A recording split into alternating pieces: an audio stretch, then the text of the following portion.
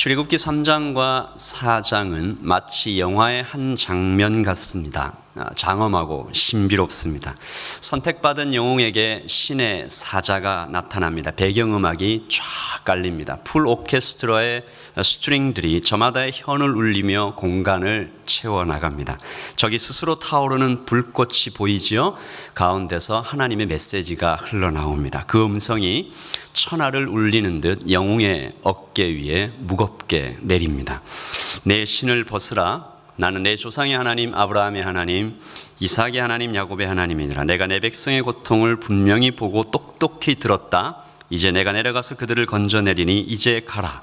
내가 너를 바로에게 보내어 내 백성 이스라엘을 애굽의 손에서 건져낼 것이라. 음악이 점점 높아집니다. 팀파니와 트럼펫이 그 몸을 떨며 긴박감을 더합니다.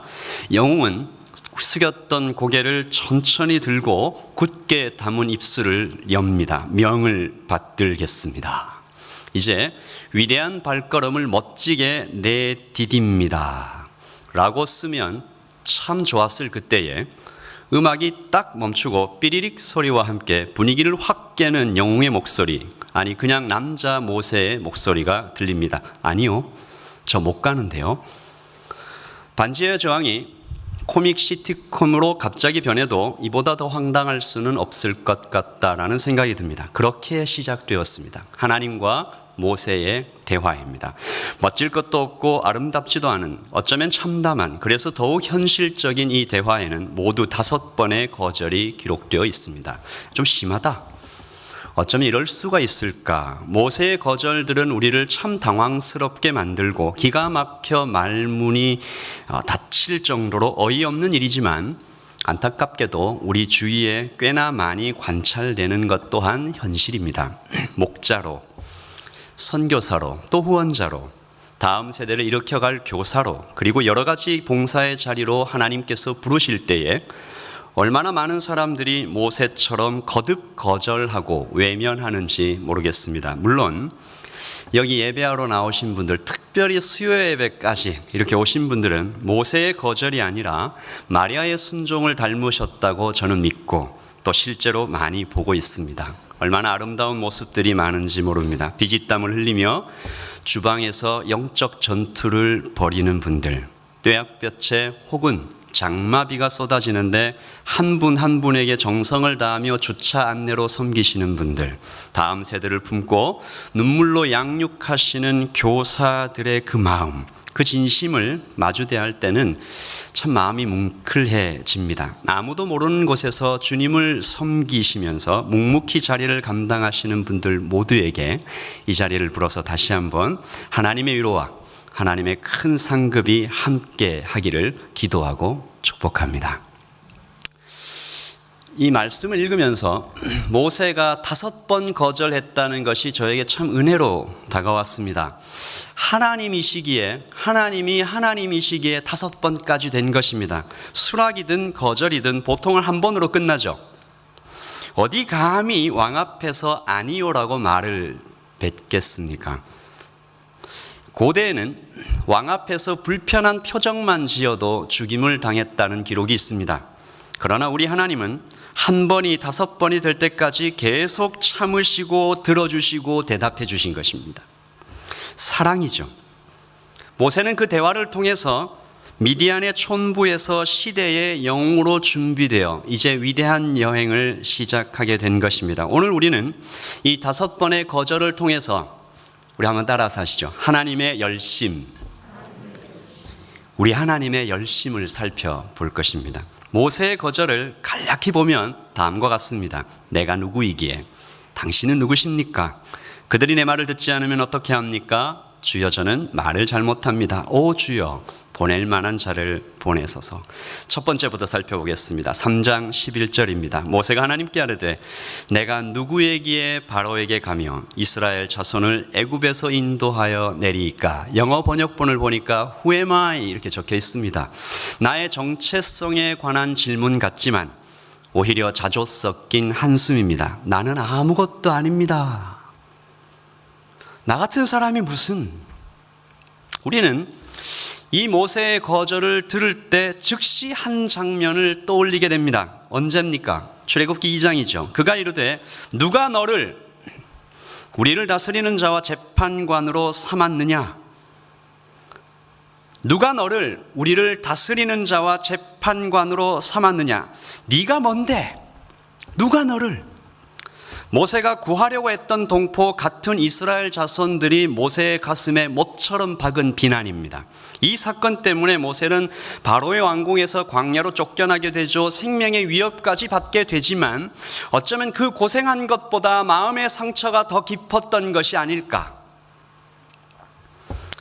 자신만만했던 모세가 이렇게까지 된 거죠. 나 같은 게 무슨. 여러분, 그럴 수 있습니다. 무심코 던진 말 한마디가 그 사람의 평생을 따라다니며 그의 인생을 비참하게 만들기도 합니다. 하물며 눈을 똑바로 쳐다보며 제대로 머릿속에 꽂아 넣은 독설이야 말해 무엇하겠습니까? 이 모세를 살려가시려고 좌절과 낙심 속에 완전히 파묻혀 있는 이 모세를 살리시려는 하나님의 대답은 무엇입니까? 한번 같이 읽죠. 3장 12절입니다. 하나님이 이르시되 내가 반드시 너와 함께 있으리라. 아멘입니까? 아멘. 말씀드렸듯이 이 한 번으로 끝내야 했습니다. 하나님이 찾아오셔서 신이 오셔서 모세를 그리고 이스라엘을 구하시겠다고 할 때 영광스럽게도 찾아오신 것만 해도 참 영광스러운데 나를 선택해 주셨다니. 물론 예고 없이 갑자기 찾아오신 것이니 조금 혼란스러울 수는 있겠지만 하나님이 오셔서 내가 반드시 너와 함께 있겠다 라고 하셨으면 감사합니다 해야 마땅할 텐데 모세는 두 번째 거절을 생각해내고 있었습니다. 13절입니다. 그들이 내게 묻기를 그의 이름이 무엇이냐 하리니 내가 무엇이라고 그들에게 말하리까? 당신의 이름이 무엇입니까? 뭐라고 말할까요? 당시에 애굽의 신들은 모두 이름이 있었습니다. 땅의 신 갭, 황소신 아피스, 나일강의 신 하피, 태양신 라. 그들의 모든 신들은 보이는 물질 세계의 확장이었습니다. 강력한 힘을 가지고 있지만 모두 인간의 인지 영역 안에 있을 뿐이었죠. 상상력의 산물입니다. 마블이나 DC의 슈퍼히어로 같은 캡틴 아메리카, 아이언맨 이런 모습 같은 모습들이죠. 모세 또한 애굽의 신들이 만들어낸 거짓 프레임 속에 갇혀 하나님을 오해하고 있었던 것이 아닐까. 여러분, 이런 일은 흔히 발생합니다. 우리는 또 얼마나 많이 하나님을 오해하고 있었던 것일까요? 이사야의 말씀입니다. 이사야 55장 8절에서 9절.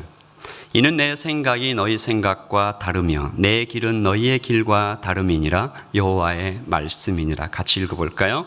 이는 하늘이 땅보다 높음같이 내 길은 너희의 길보다 높으며 내 생각은 너희의 생각보다 높으니라. 아멘. 하나님의 말씀입니다. 최근 한 목사님께서 페이스북에 이런 글을 쓰셨습니다. 저는 바둑 실력이 한 10급 정도 됩니다. 급수라고도 할 수 없습니다. 그래도 저는 가끔 관심을 가지고 바둑 고수들의 경기를 봅니다. 보기는 하지만 이해는 못합니다. 왜 그때 바둑돌을 거기에 두었는지 저는 도저히 모르겠습니다. 그런데 나중에 보면 이해가 됩니다. 10여 수가 지난 후에 왜 그가 그때 거기에 바둑들을 두었는지 알게 됩니다. 10급은 당장 눈앞에 보이는 전투에만 신경을 씁니다. 그러나 9단은 앞을 내다보고 미래의 전투를 위해서 미리 바둑돌을 놓아둡니다. 그런데 10급짜리가 9단 바둑 놓은 것을 보고 이해가 되네 안 되네 이런 식으로 이야기를 한다면 그것은 참으로 웃기는 이야기가 될 것입니다. 우리 인생도 바둑과 비슷합니다. 그런데 우리의 급수는 고작 10급 정도가 될 것입니다. 하나님 바둑은 9단보다 높습니다. 하나님의 수로 우리 인생의 바둑을 두십니다. 10급짜리가 그것을 이해한다는 것은 원칙적으로 불가능한 일입니다. 이해하려고 하지 말고 믿어야 할 것입니다. 믿음을 가지고 잠잠히 지켜보아야 할 것입니다. 살다 보면 도무지 이해할 수 없는 일들이 많이 일어납니다. 단편만 놓고 보면 하나님이 안 계신 것 같습니다. 하나님이 무능하신 것 같이 보입니다. 하나님이 나를 버리신 것 같습니다. 그러나 그렇지 않습니다. 하나님은 언제나 계십니다. 나와 함께 계십니다. 전능하시며 나를 사랑하십니다. 우리가 알지 못하는 고수의 수가 있는 것입니다. 그렇습니다. 하나님은 초월적 존재, 사람의 이해를 훌쩍 뛰어넘는 분이시지요. 모세의 10급짜리 질문에 하나님은 구단과도 높은 수를 풀어놓으십니다. 하나님의 대답은 무엇입니까? 3장 14절이죠. 하나님이 모세에게 이르시되 나는, 같이 읽어볼까요? 스스로 있는 자이니라. 또 이르시되 너는 이스라엘 자손에게 이같이 이르기를 스스로 있는 자가 나를 너희에게 보내셨다 하라. 스스로 있는 자. 하나님의 대답에 담긴 이 심오한 뜻을 해석해 나가는 것도 나름 의미가 있을 것입니다. 서너 시간이라도 부족하겠죠. 그러나 저는 살냄새가 좀 풀풀 나는 조금 투박하지만 우리에게 더 가까운 의미를 좀 찾아보려고 합니다. 한 신학자가 이렇게 말했습니다. 하나님의 이름은 진공 상태에서 주어지지 않았다. 하나님의 이름은 학문적 상아탑에서 논의되는 이름도 아니었다. 하나님의 이름은 구체적이고 절실하고 절박한 상황 가운데 주어진 신학적 이름이고 복음이었다. 고난당하고 있던 이스라엘 사람들에게 그들의 마음을 상쾌하고는 생수와 같은 좋은 소식을 담고 있는 그 이름이었다. 그분의 이름 자체가 복음이고 희망이며 미래이며 위로의 원천이었다. 하나님의 이름을 이렇게 풀었다. 너와 함께 그곳에 있을 하나님이 바로 나다. 이 사실을 믿어라. 내가 어디에 있든지 상관없이 그곳에 너와 함께 있을 하나님이 바로 나다. 여기서 우리는 임마누엘 하나님을 본다. 그러므로 두 번째 모세의 거절에 대한 하나님의 대답 또한 첫 번째 대답과 유사합니다. 두려워 말라. 내가 너와 함께 하겠다. 하나님의 사랑입니다. 내 백성이 나의 이름을 묻거든 너는 이와 같이 대답하라. 나는 과거에도 너와 함께 했고 지금도 함께 하고 있으며 미래에도 너와 함께 할 영원한 하나님이다. 그러므로 하나님이 너를 사랑한다는 말은 과거에도 사랑하셨고 지금도 사랑하고 있으며 다가오는 모든 시간에 너를 사랑할 것이라는 하나님의 변하지 않는 영원한 의지이다. 이렇게 전하라는 것입니다. 사랑하는 성도 여러분, 이 복된 말씀을 우리 함께 예배하고 있는 옆에 있는 성도님들과도 한번 나누어 보겠습니다. 옆편을 보시면서 과거에도 사랑했고, 틀리시면 안 됩니다. 똑같이 하셔야 됩니다. 과거에도 사랑했고 지금도 사랑하며 미래에도 하나님께서 계속 사랑하실 것입니다. 한번 축복하실까요? 과거에도 사랑하셨고 지금도 사랑하고 계시고 미래에도 계속 사랑할 것입니다. 거기에 뭐 하나 붙여볼까요? 당신이 어떤 모습으로 있든지. 좀 마음이 따뜻해지십니까? 그런데 이 말씀을 듣고도 우리 고집불통 모세 할아버지가 또 거절하십니다. 세 번째 거절입니다. 모세가 대답하여 이르되 그러나 그들이 나를 믿지 아니하며 내 말을 듣지 아니하고 이르기를 여호와께서 내게 나타나시지 아니하셨다 하면 어떡합니까? 당시 신의 사자들은 능력을 행함으로 자신을 증명해야 했습니다. 그러므로 모세의 대답은 하나님, 내가 무슨 능력이 있습니까? 내가 가진 것이 뭐가 있습니까? 옛날에야 제가 애굽의 왕자였지 지금은 그저 양치기 노인입니다. 지난 수십 년간 제가 했던 유일한 일은 양무리의 문을 열고 닫는 일이 전부였습니다. 내가 누구이기에라는 첫 번째 거절에서 한 발짝도 나가지 못했습니다. 어떻게 이럴 수가 있을까? 하나님이 오셔서 이렇게까지 하시는데 정말 너무하다. 하지만 안타깝게도 우리는 주위에서 또 이러한 장면들도 어렵지 않게 봅니다. 해본 적이 없습니다. 은사도 없습니다. 능력도 없습니다. 제가 교사라니요. 사람들이 제가 봉사하는 거 별로 좋아하지 않을 것입니다. 그런 건 좀 더 잘 준비된 특별한 사람들이 하는 거죠. 사실 돈도 없습니다. 힘도 없습니다. 건강도 좋지 않습니다. 저는 그냥 평범한 성도로 살겠습니다. 하나님의 대답이 무엇일까요? 모세에게는 뭐라고 말씀하셨을까요? 내 손에 든 것이 무엇이냐? 내 손에 든 것이 무엇이냐? 내 손을 품에 넣어봐라. 나일강에 물을 떠다가 땅에 부어봐라. 지팡이가 뱀이 되고 뱀이 지팡이 되고 손에 문둥병이 생겼다가 낫고. 무슨 말입니까? 능력은 하나님께 있으니, 능력은 내게 있으니 너는 그저 나와 함께 있으면 된다. 너의 손에 들린 것이 그냥 볼품없는 지팡이라 할지라도 능력은 내게 있으니 너는 그저 나와 함께 하면 된다. 하나님은 모세에게 소유가 아니라 존재다라고 말씀해 주셨는데 모세는 또 못 알아듣습니다. 아니, 이쯤 되면 그냥 일부러 귀를 막아버린 것 같습니다. 모세의 네 번째 거절입니다. 같이 읽어볼까요? 모세가 여호와께 아뢰되 오 주여, 나는 본래 말을 잘하지 못하는 자니이다. 주께서 주의 종에게 명령하신 후에도 역시 그러하니 나는 입이 뻣뻣하고 혀가 둔한 자니이다. 이 거절은 구차할 뿐만 아니라 이제 사악하기까지 합니다. 모세는 이렇게 말했습니다. 주께서 명령하신 후에도 그러하니. 이게 무슨 말일까요?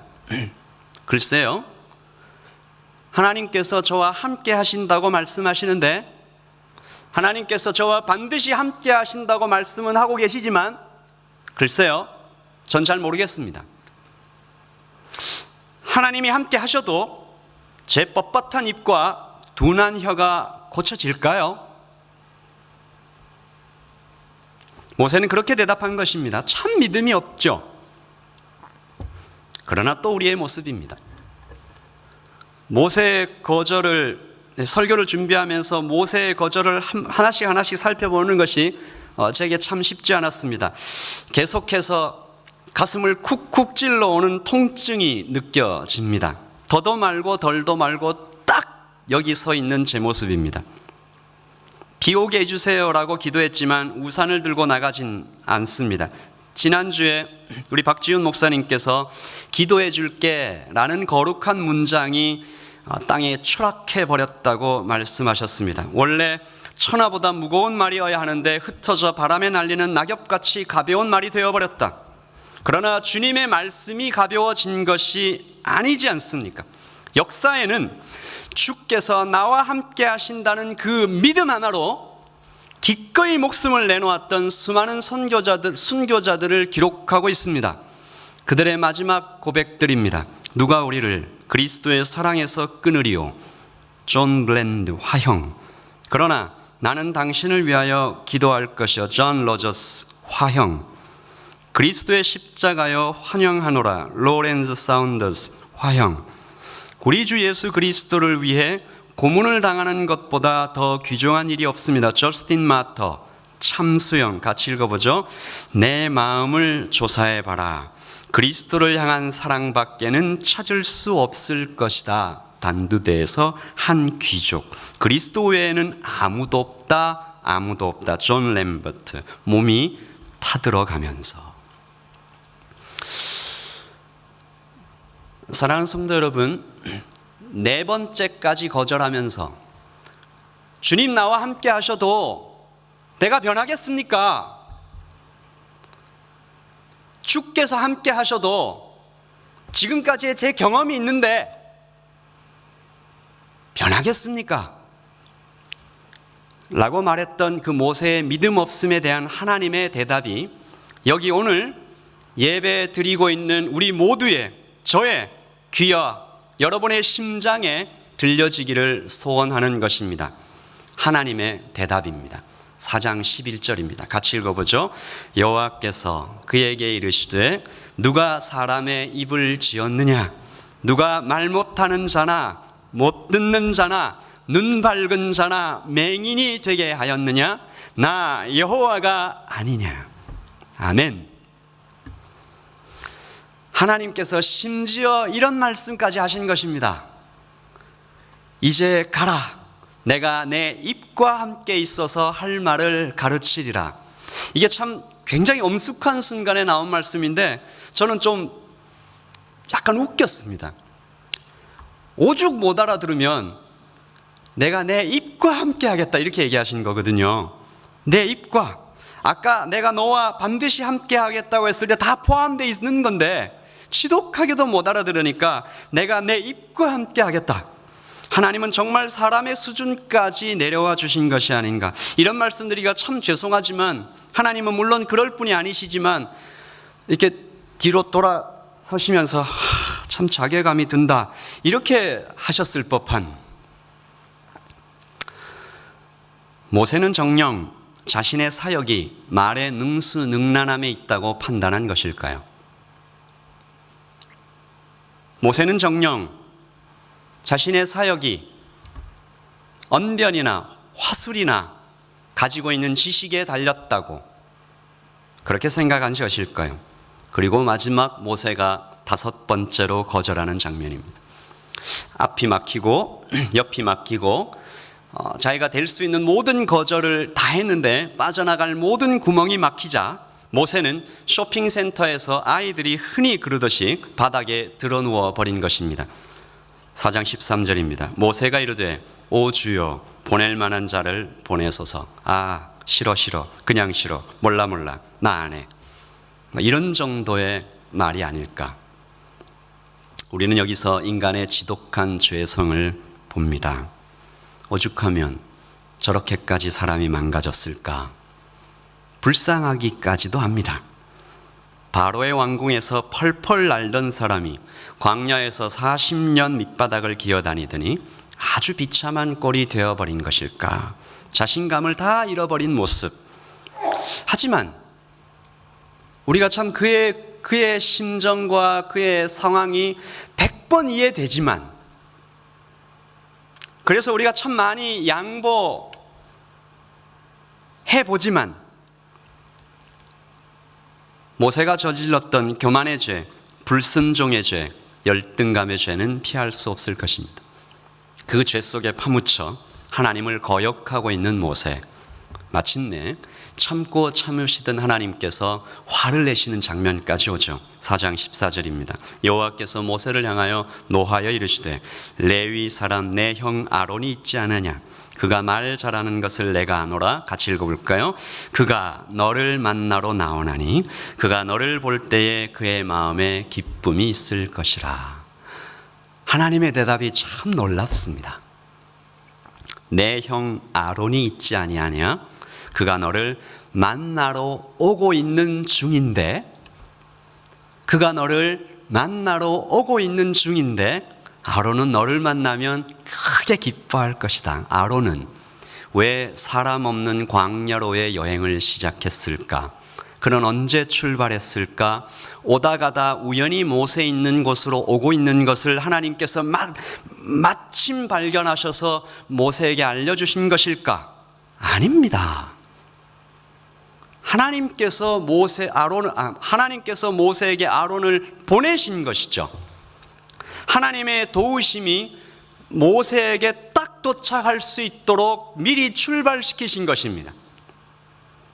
여호와께서 아론에게 이르시되 광야에 가서 모세를 맞으라 하시매 그가 가서 하나님의 산에서 모세를 만나 그에게 입맞추니. 한 주석가가 이렇게 말합니다. 하나님은 떨기나무 가운데서 모세를 만나기 전에 벌써 아론을 만나셔서 호렙산으로 출발시켰던 것이다.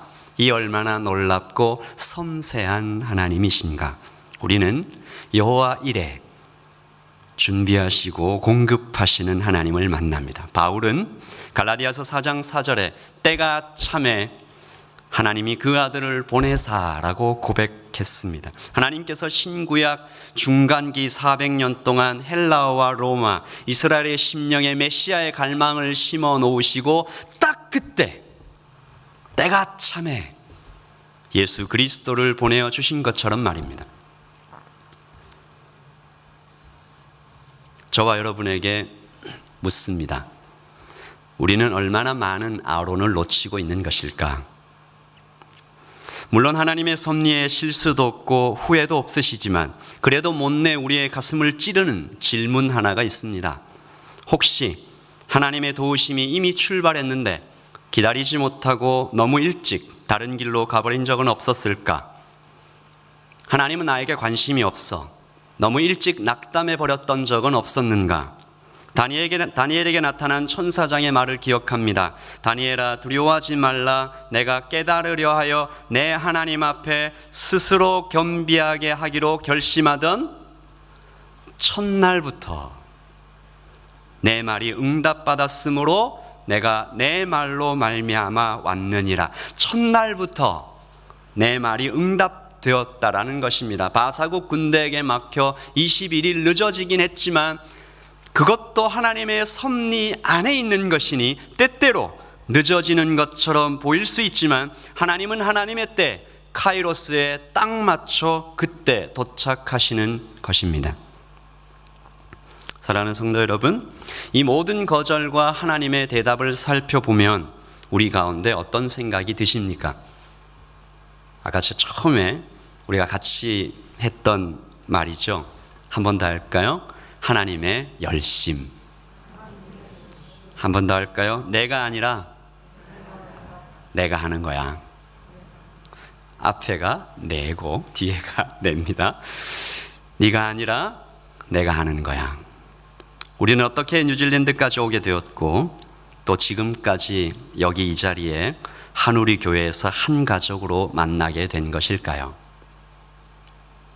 떠밀려서 어쩔 수 없이 오게 된 것일까요? 자녀 교육 때문에 누군가의 소개로 너무 지치고 힘들어서 아마 우리에게 찾을 수 있는 수천 가지의 이유가 있을 수도 있겠습니다. 그러나 내 생각과 내 결정과 주변의 상황에 의해 어쩔 수 없이 오게 된 것 같이 보이는 그 길을 사실은 하나님께서 여기까지 인도해 오셨다라는 것입니다. 구석구석 구비구비 신비로운 하나님의 손이 여기까지 인도해 오신 것입니다. 하나님께서 모세에게 말씀하셨듯이 오늘 우리에게도 말씀하고 계십니다. 네가 아니라 내가 하는 거야. 너의 부족함을 내가 이미 다 알아. 하지만 내가 너를 선택했으니 그걸로 된 거야. 능력은 내게 있으니 너는 그저 나와 함께 있으면 되는 거야. 하나님의 도움은 이미 출발했고 딱 맞는 그때에 도착할 거야. 모세는 하나님과의 대화에서 복된 참패를 당하고 종합 선물 세트를 받아서 길을 떠납니다. 약속 3개, 지팡이 하나. 내가 너와 함께 하겠다. 내가 너의 입과 함께 하겠다. 아론을 보내주겠다. 그리고 지팡이 하나입니다. 우리에게도 주님께서 똑같이 약속 3개와 몇 개의 달란트를 주셨습니다. 우리의 손에 든 것은 무엇일까? 내가 너와 함께 하겠다. 내가 너의 부족하다고 생각하는 딱 그 부분과 함께 하겠다. 그리고 하나님의 도움은 이미 출발했다. 그리고 지팡이 하나. 우리 손에 들려주신 우리에게 주어진 달란트를 어떻게 써야 할까? 여러 가지 이유로 계속 거절만 하고 있는 어리석은 성도의 모습이 아니라 위대하게 시작할 수 있는 복된 성도의 모습으로 나타나시기를 예수님의 이름으로 축복합니다.